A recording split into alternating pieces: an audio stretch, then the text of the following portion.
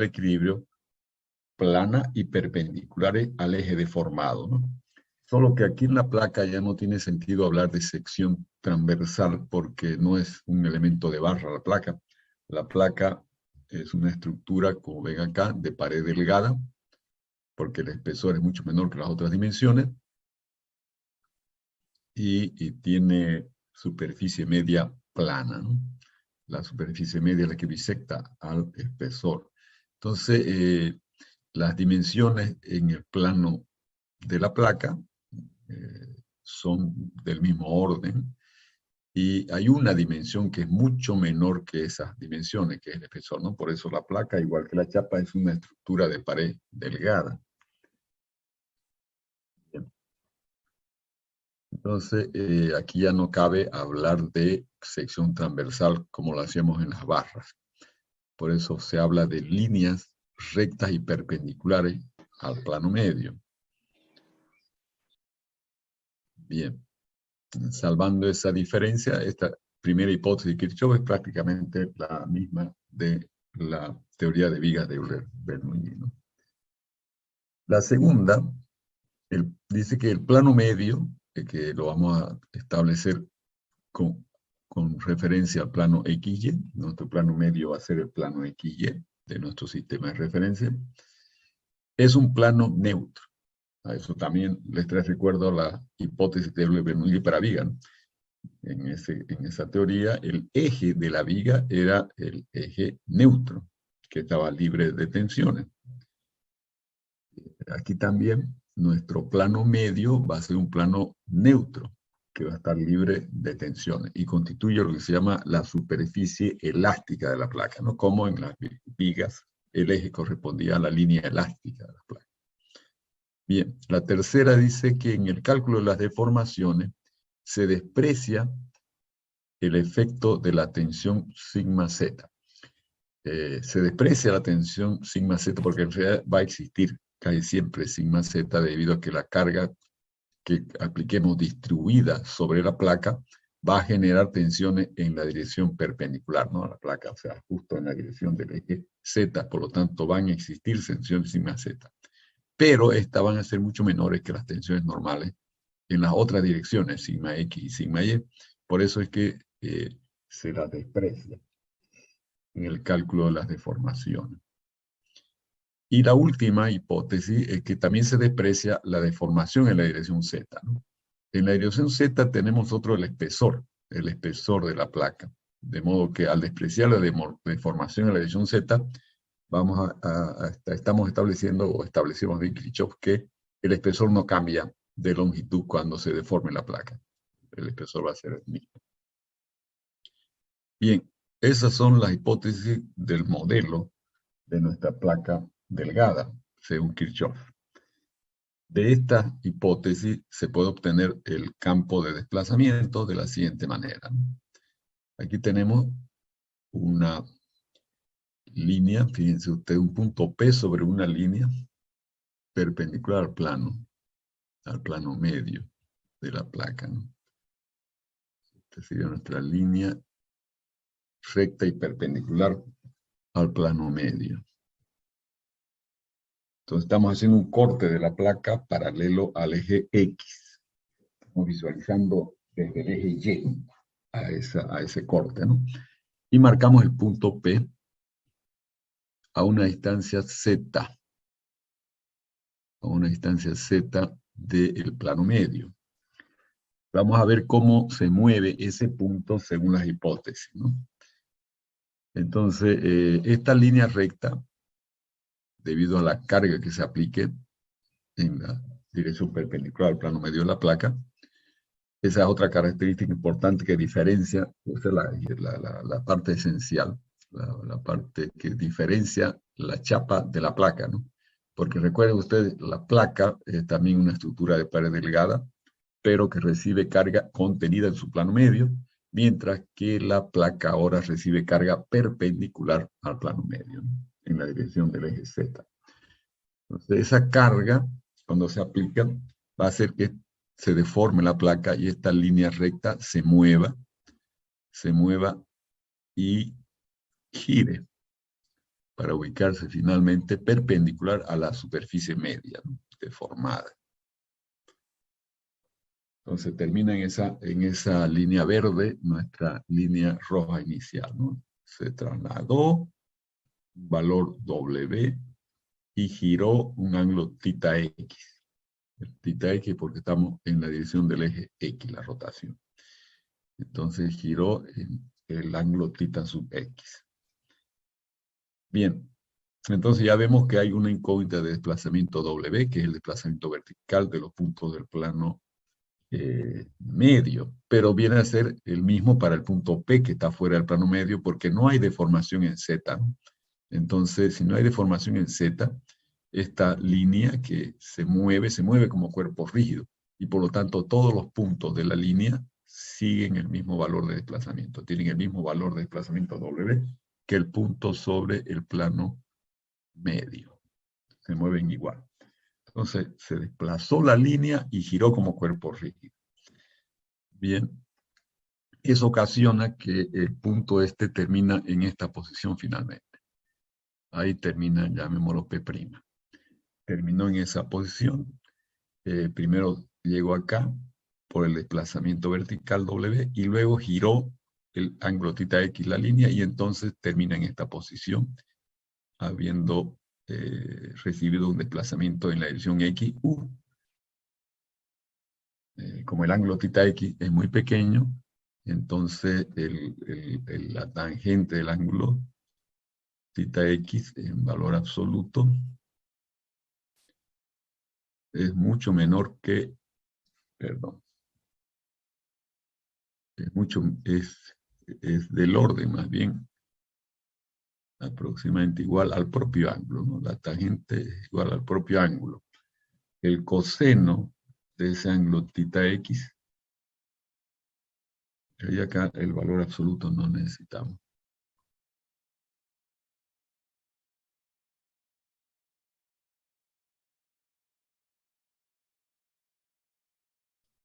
No se necesita ahí.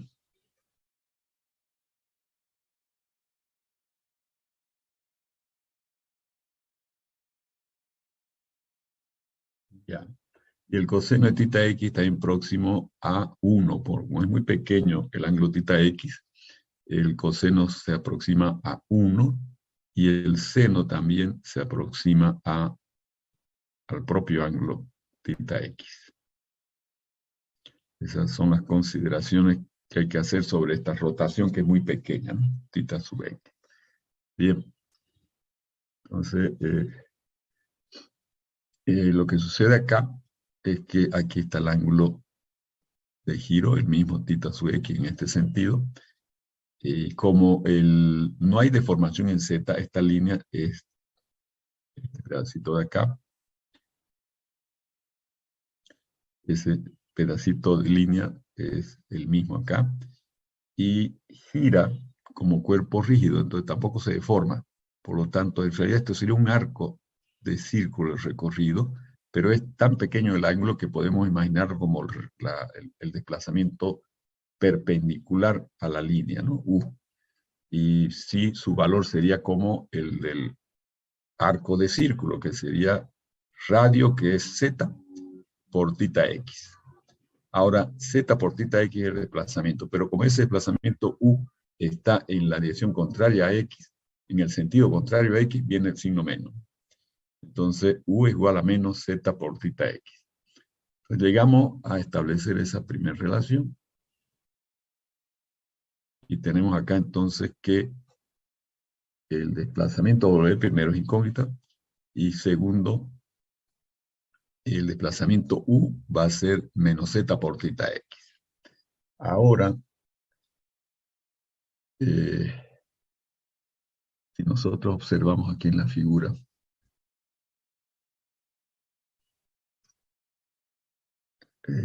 tenemos la tangente a la superficie media que hace un ángulo con el eje paralelo a X acá.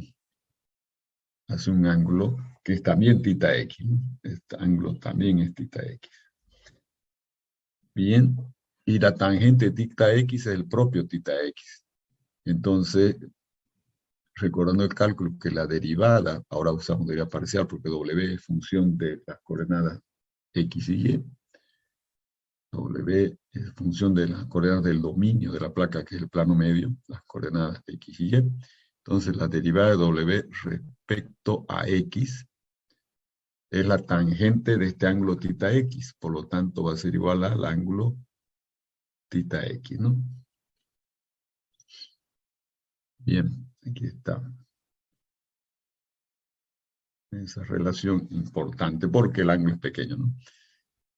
Eso también vale para la otra rotación θ Y, que se da en la dirección Y.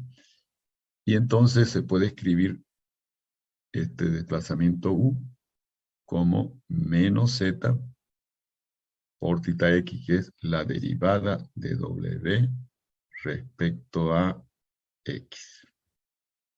Termina esta relación escribiendo de esa manera, de modo que la componente de desplazamiento U en la dirección X termina siendo función de esta función incógnita W.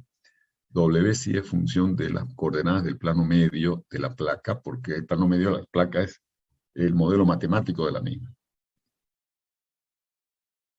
Ya no tiene una sola variable como el eje de la viga, ¿no? La teoría de vigas, sino tiene dos variables, porque son dos coordenadas en el plano, la X y la Y.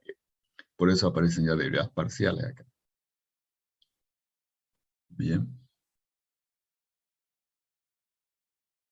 Análogamente, desplazamiento B va a ser igual a menos Z por θ Y. También solo hacer un corte ahora paralelo al eje Y.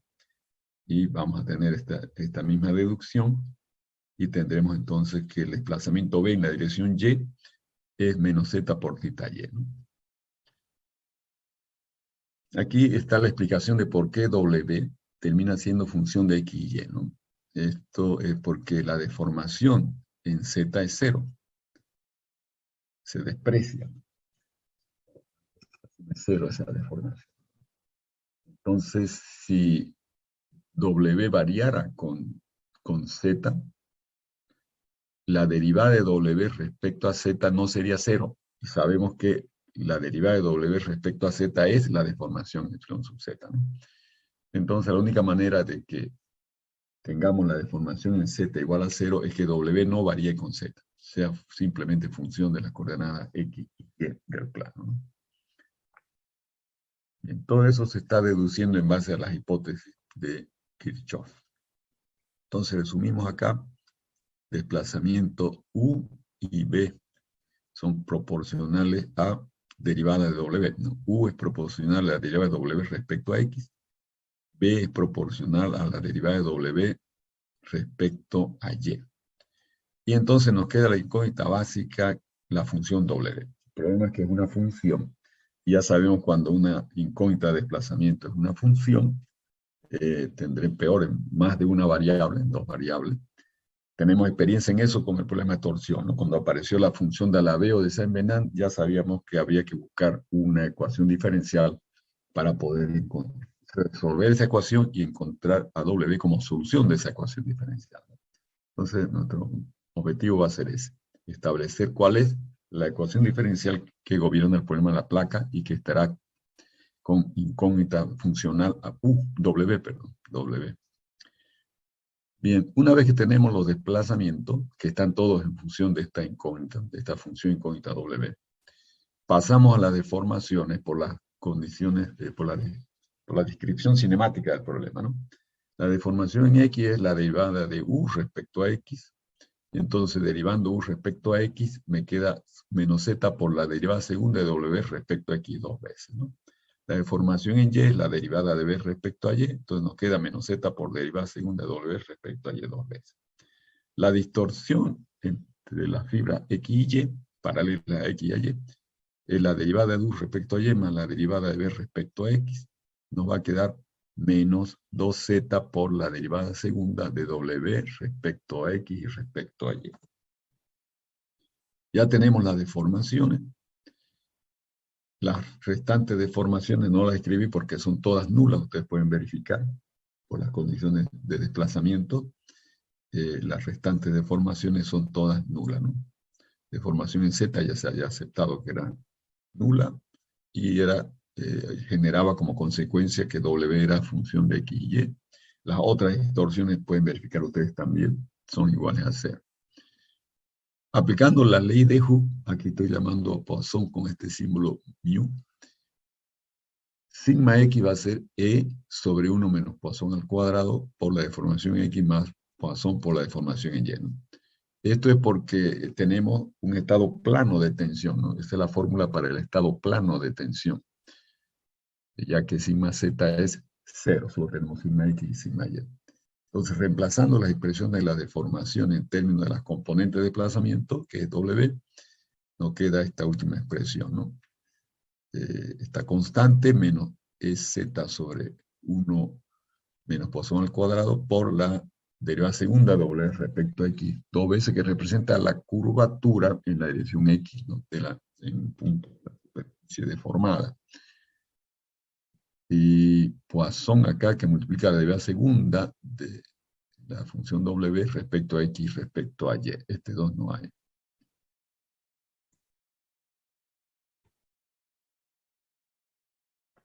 Bien. Respecto a X y respecto a Y.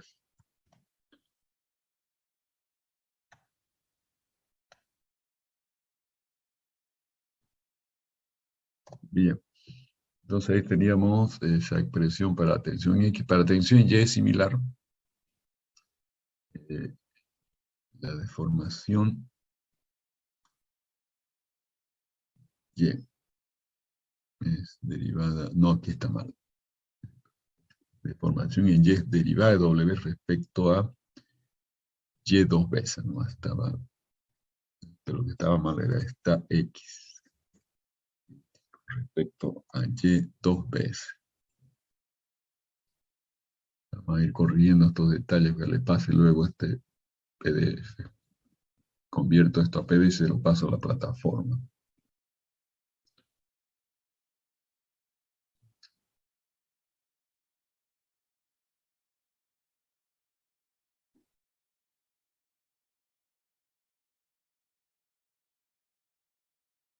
Ya.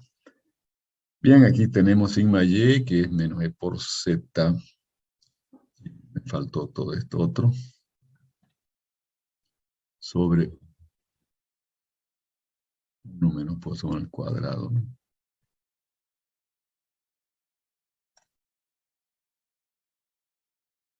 Que multiplica estas derivadas segunda de manera similar como la ecuación anterior. Y tau xy es el módulo de corte por la distorsión, ¿no? Gamma xy. Entonces, esto va a ser el módulo de corte, sabemos, igual a z, e por z, ¿no? Sobre, el módulo de corte, perdón, es e sobre 2 veces 1 más Poisson. Y está multiplicando acá a gamma xy, que es igual a menos z por 2 y por derivada segunda de w respecto a x respecto a y. Entonces aquí está fallando algo. Aquí es g, que es e sobre 2, 1 más Poisson al cuadrado. Y aquí faltó un 2.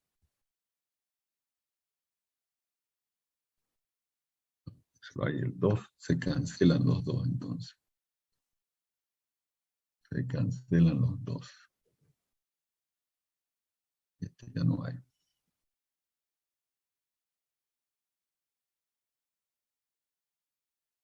Entonces, la distorsión es 2 veces z, ¿no? 2 veces z y el módulo corte es e sobre 2 veces 1 más Poisson.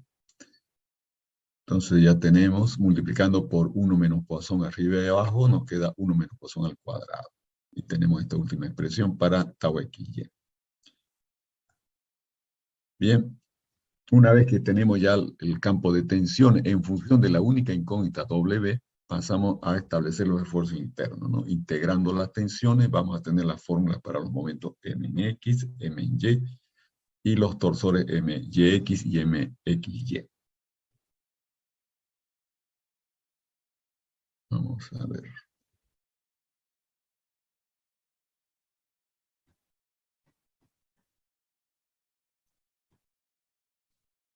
Aquí tenemos entonces M en X. Integrando las tensiones nos da toda esta expresión. Al final queda, esto es la inercia de esa sección transversal, que es este ancho, aquí estamos tomando un ancho unitario, y el espesor, ¿no? Entonces, base por altura al cubo sobre 12, como la base es 1, queda la inercia de esa sección rectangular que vimos ahí. Entonces, es la base 1 por la altura al cubo sobre 12, y con el módulo de elasticidad K menos E y sobre 1 menos Poisson al cuadrado, tenemos la constante famosa, esta es la D. Esta es la D, que es la rigidez a flexión de la placa, E por H al cubo sobre 12 veces 1 menos Poisson al cuadrado. Entonces, el momento en X termina siendo menos D por estas derivadas combinadas con Poisson. De manera análoga, para MY tenemos esta otra expresión. MXY termina siendo de esta manera. Y MYX es igual a menos MXY. Esto es por la expresión de las distorsiones, ¿no? De las tensiones cortantes. Las tensiones cortantes. Las tensiones cortantes están aquí con signo negativo. Entonces, cuando yo tomo las tensiones cortantes en esta cara de corte de acá, las tensiones están produciendo un torsor que, aplicando la regla de la mano derecha, está entrando al cuerpo en el plano de corte, y eso sería un momento torsor negativo. Entonces, cuando planteamos el MXY, nosotros tenemos que poner la integral un signo menos para cambiarla a la positiva, ¿no? Por eso queda positiva MXY. En cambio, cuando analizamos MYX, MYX, las tensiones cortantes en esta cara están ya produciendo un momento positivo, según la regla de la mano derecha, ¿no? Entonces no se le aplica ningún signo y queda MYX negativa, pero con la misma expresión final que MXY. Entonces MYX va a ser igual a menos MXY, solo difieren en el signo. Bien, ahí estamos ya con los esfuerzos internos, todo en función de la incógnita W. W, que es nuestra función incógnita, desplazamiento vertical de los puntos del plano medio, ¿no? Ahora veamos el equilibrio en el dominio, o sea, en el interior de la placa. Veámoslo desde la parte de atrás de Z, esta vista. Tomemos un elemento, estamos viendo la cara de un paralelepípedo acá, de ancho de X, otro lado de Y. El espesor estaría en la dirección Z, ¿no? Que no se visualiza ahí. Entonces aquí vemos la fuerza cortante, que de un lado, aquí tenemos la fuerza cortante QX por DY, aquí tenemos la fuerza cortante QY por DX, ya la fuerza cortante neta, ¿no? Porque los esfuerzos que hemos calculado, lo hemos calculado todos por unidad de longitud. Todos estos momentos son momentos por unidad de longitud, ¿no? Porque hemos tomado en base a un elemento cuyas aristas son unitarias excepto el espesor. Por eso son esfuerzos por unidad de longitud, y los cortes también, las fuerzas cortantes también son fuerzas por unidad de longitud. Entonces, cuando yo multiplico por la longitud donde actúan, entonces tengo fuerza neta ya. Entonces aquí están las fuerzas por un lado. Al pasar a las otras caras, cambian las coordenadas. Aquí cambia la coordenada X, y entonces tenemos este incremento que tiene que ver con el cambio en la dirección X, ¿no? Luego acá lo mismo. Tenemos el incremento al pasar de esta cara hasta otra, variando la coordenada Y. Entonces nos queda ese incremento. Bien, entonces estas fuerzas cortantes difieren en opuesta por un incremento pequeñito, un diferencial de esas fuerzas cortantes. A la hora de evaluar momento, podemos despreciar esos valores infinitesimos y tomar Q X por dy por un lado y Qx por dy por el otro, ¿no? Entonces, como tienen sentidos opuestos, forman un par de fuerza que multiplicado por el brazo de palanca aquí, que sería dx, nos da este momento, ¿no? Qx por dx dy. Y acá nos da este otro momento. El otro par de fuerzas en la vertical nos da este momento Qy por dx dy. Entonces las fuerzas cortantes están acá, pero además generan estos momentos en las direcciones X y Y. Ahora, por otro lado, tenemos los momentos flectores con sus incrementos respectivos y también los momentos torsores con sus incrementos respectivos, ¿no? En nuestra vista en planta. Entonces, comencemos a sumar fuerza en la dirección Z. En la dirección Z tenemos, descartando las fuerzas que se repiten en una cara y en otra, quedan los incrementos, ¿no?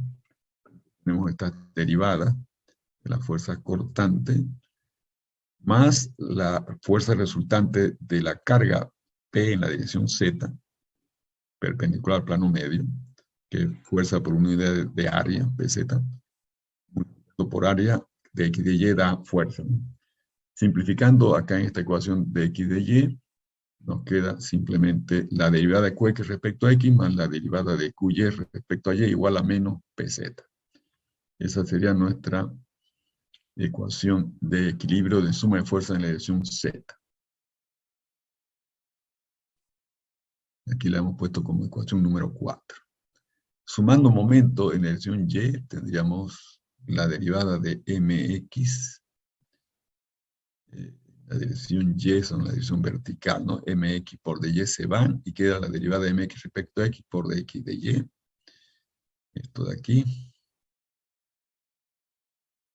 Entonces tenemos este primer término y luego acá con los torsores tenemos este otro término, ¿no? myx se va con myx y queda la derivada de myx respecto a y por dx de y. Entonces, este de aquí va en el sentido positivo también. Y tenemos el momento en la dirección vertical, que es este de acá por los cortes, ¿no? Que está en el sentido contrario a y, que es qx por dx de y. Entonces viene menos qx por dx de y igual a 0. De aquí, simplificando el producto de x por dy, que aparece como factor común en todos los términos, nos queda esta ecuación segunda de equilibrio, que la hemos llamado ecuación 5, la derivada de mx respecto a x menos la derivada de mxy respecto a y igual a qx.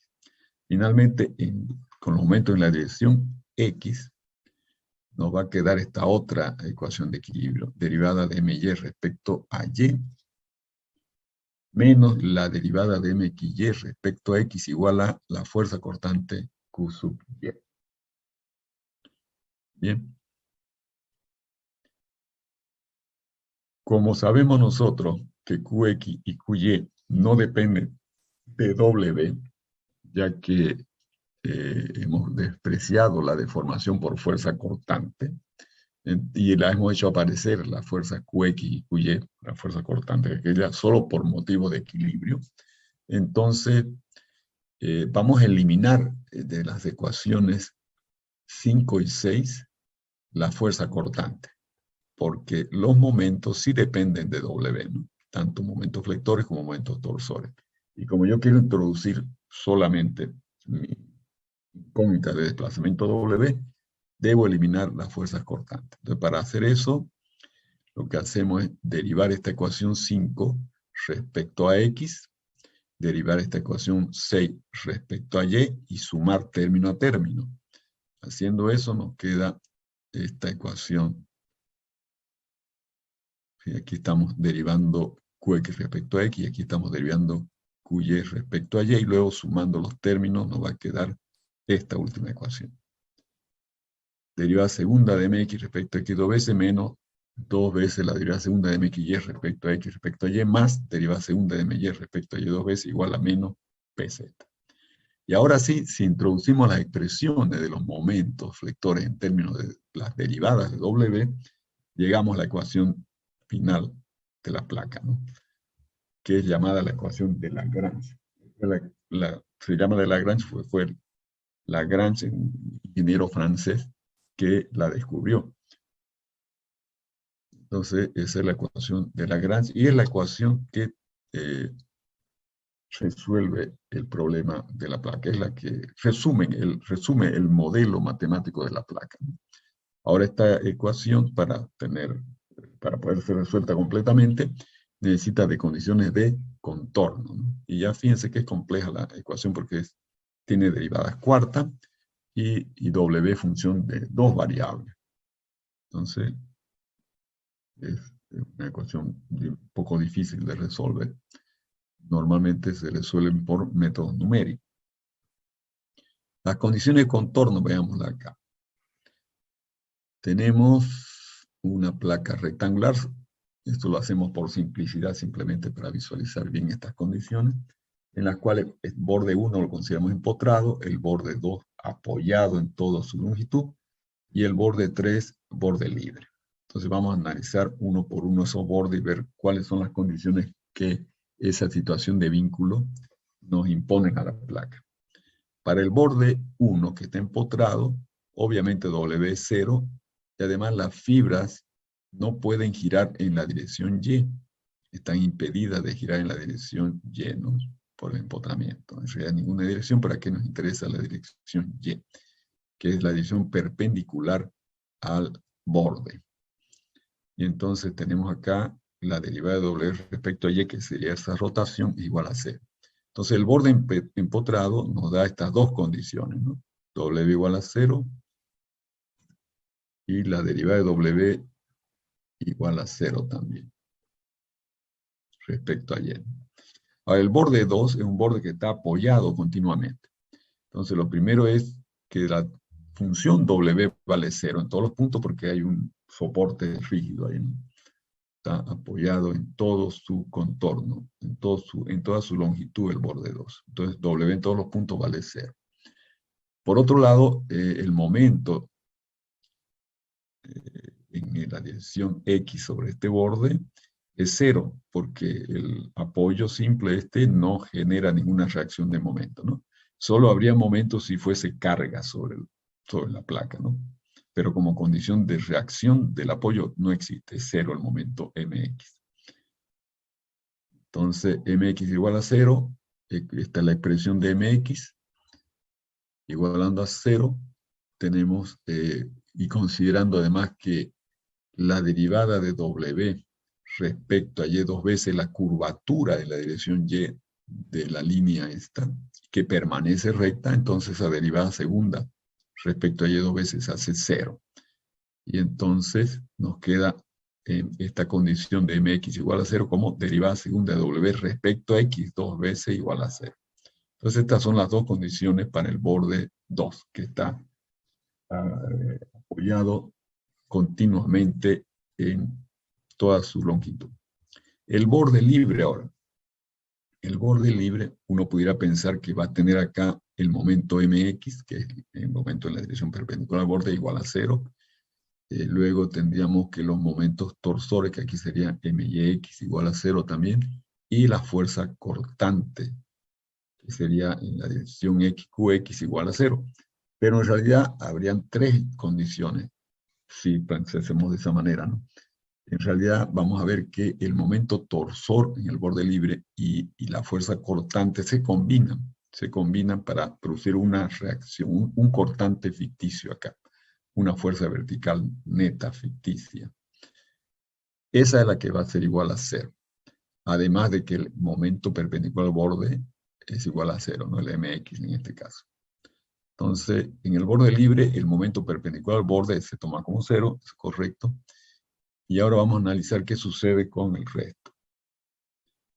Para ello, tomemos un corte paralelo a Y y marquemos tres líneas separadas de Y.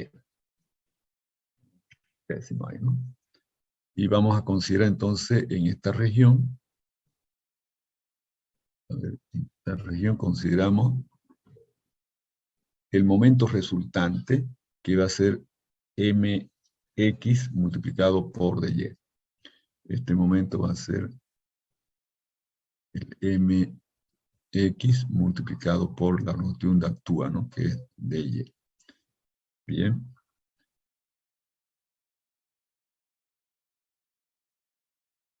Entonces aquí tenemos